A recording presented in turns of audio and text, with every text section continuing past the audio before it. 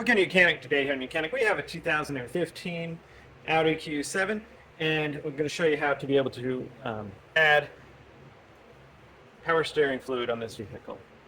So we have the hood open, raised up, so now we can gain access to the engine bay to be able to add our power steering fluid.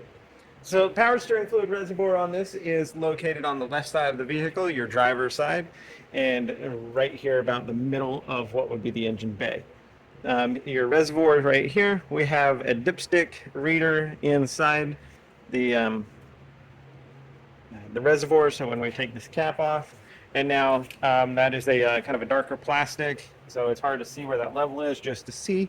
But if you put a light up to the side, it'll illuminate the plastic, and then you can see that you've got a level right there. So we have power steering fluid in there.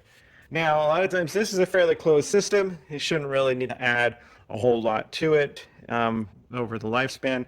If you start having to need to add fluid, well, then you've got some type of power steering leak that you would want to address, and then that way you don't need to keep adding fluid.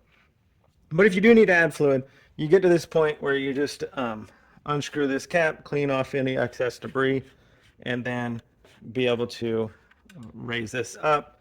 And we have indicators there on this dipstick reader here. So we'll check this on a level surface and then be able to see there. And then fill it up to our in between the minimum and the maximum, and then be able to put the cap back on.